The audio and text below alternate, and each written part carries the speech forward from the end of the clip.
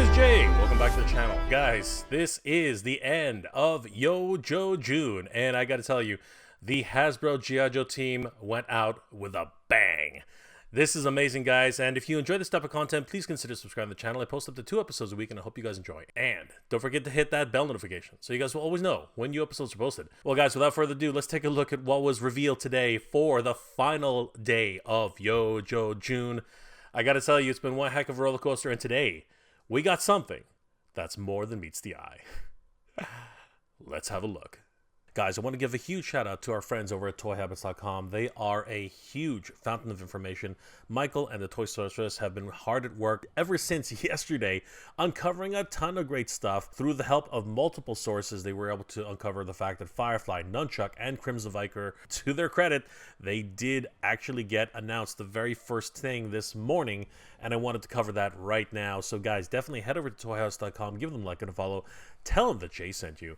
Heading over to ToyHabits.com, they have a brand new article here, and let's just go through this quickly because a lot of the announcements that happened today on Yo-Jo June closed out this month and were very, very exciting. Let's have a look at this, everybody. Here we go, Yo-Jo June's final announcement week, and this was ending it off with a bang. I've got to tell you guys, this is crazy. A little bit of a recap article here. Scrolling down, we want to take a look at the reveals for today, and I got to tell you, these things have really piqued my interest. The first of which, of course, is Nunchuck, and he looks absolutely insane. Now, Nunchuck is actually a character from the original line, and I got to tell you, I had pretty much been out of the collecting G.I. Joes around this point. But I gotta tell you, this packaging is awesome, and I really hope they do something along the same lines with this hot fuchsia pink. I mean, this thing looks awesome. Seriously, I would love to get some retro-style packaging on this if that's absolutely possible. And yeah, there he is from Ninja Force, Nunchuck. Looking at him in the reveal today, he looks great. He's got such an updated look, and I do like the fact that they've really tried to retain his original look from the toys. And yeah, he's got this almost turban-like headpiece on top. And I really do like that. It's very unique in terms of its overall look for G.I. Joe. He's got those 3 almost Wolverine-style claws. They're gigantic. And they really do wrap around. Very familiar, almost as if they are Wolverine claws. I love it. Not really a deep-cut character. I mean, he was released in the Ninja Force line. But, I mean, I love the way they've sculpted the bandana, you know, the cloth on top of his head. But he looks so good, honestly. And I love the tiger striping all over the character. So good. And of course, there you see both of his nunchucks standing at the ready for him just to pull them out from his back and deal some massive damage on any G.I. Joes. This is a really cool character, and I'm really excited to be able to get him into the collection. The next figure that was announced today is, of course, Firefly version 2. And this guy is the one that many people have been looking forward to. After all, a classic Firefly is always welcome to the collection, guys. This is amazing. Firefly looks crazy and much more indicative of the way he looked in the original release, as well as the way he looked in the Sunbow cartoon. I love this guy. He looks amazing and comes with a host of different accessories, including his little drone vehicle here, which he controls with this remote control device. He comes with crazy amounts of stuff. His backpack, his head-mounted night scope and infrared. He's even got a sheath sword, which Lenny pointed out, and it's actually harkening back to the original toy. That was a lot of fun. Landmines, a whole bunch of different accessories on this guy, of course. Great to see classic Firefly returning to the line. This new look with his goggles is just killing me. Holy crap, he does look so frightening in this rendition. I'm loving this guy. This is great. My hat is always tipped to the photographers who make these things look so amazing when they're actually put into environments. It's absolutely insane. He, of course, was one of the mainline releases that was announced months ago, and he does not disappoint, especially finally seeing him in action figure form. The next figure that was featured in today's Yo-Jo June was, of course, the Crimson Vipers. Now, a few groans I could hear across the G.I. Joe verse. You know, lots of fans looking at this and like, another Cobra Viper? Yeah, I mean, you know, army builders are big right now. And of course, that, you know, elite line of soldiers and infantry in the Cobra ranks. I mean, come on. If you are a Crimson collector, you're the Crimson Guard, the Crimson Twins, the Crimson Bats, you have a plethora of choices right now. It's not going to go away anytime soon either. So get ready for more Crimson and more army builders to come your way. It's going to be great. The Crimson Vipers are exactly what you expect. They are Vipers in a Crimson uniform. And you know what? It's a lot of fun. They are your basic repaint. And you know what? Watching the broadcast, even Lenny had a bit of a hard time trying to articulate what else to get excited about this character. But I mean, it's what it is. He is a Crimson Viper, and that's what you got to expect. He's part of the elite Crimson line of infantry troopers that are brought in for very specific reasons to execute different orders from the Cobra higher-ups.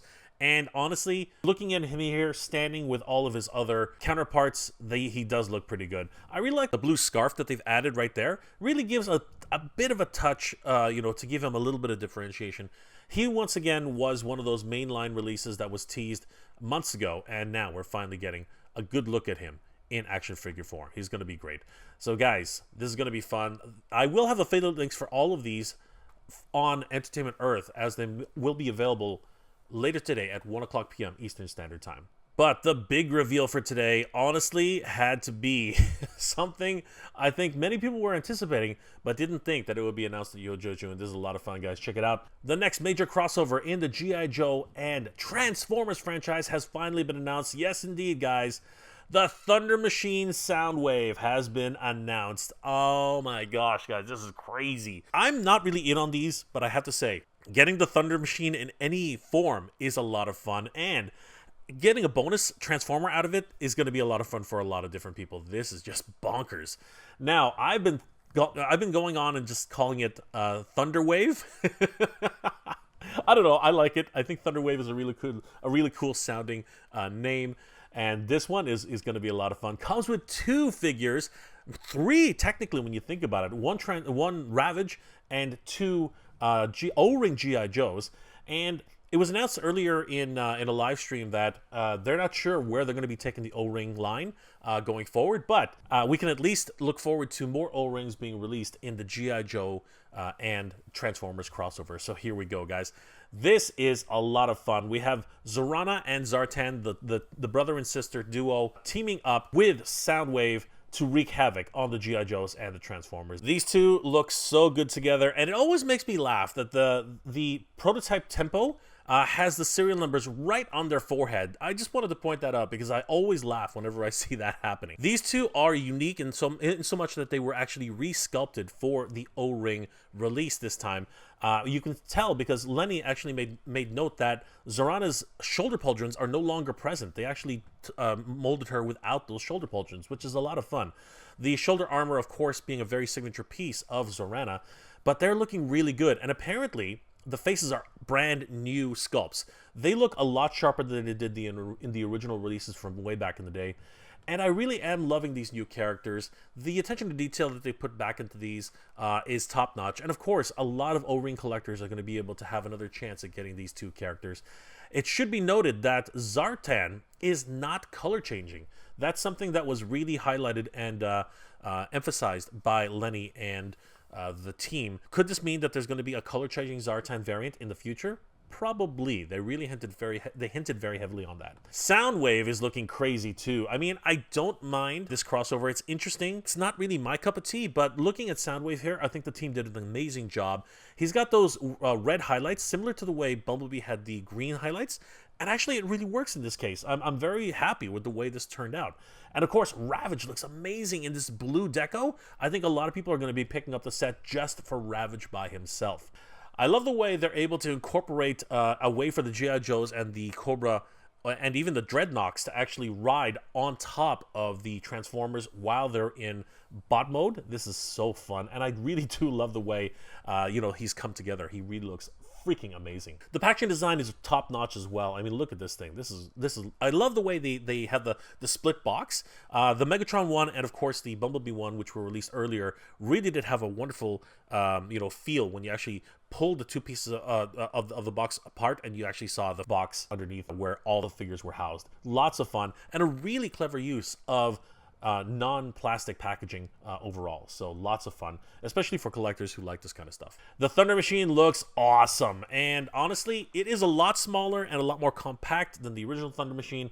And of course, there were a lot of compromises made to get it to be able to transform into Soundwave. But honestly, what they've done, I don't really mind. I am hoping, though, that a real Thundermachine will be made available, truthfully, because I am really hoping for a Thundermachine in my G.I. Joe collection, O-ring, retro, or otherwise. All of these releases will be available on Entertainment Earth, as many of them are mainline releases, some of them are fan channel releases, and others will be available on Amazon as well today at 1 p.m. Eastern Standard Time. Guys, this is freaking amazing. Yo-Joe June has ended off with a bang. I want to give a huge thanks once again to ToyHabits.com for the amazing coverage on this. They have done an amazing job.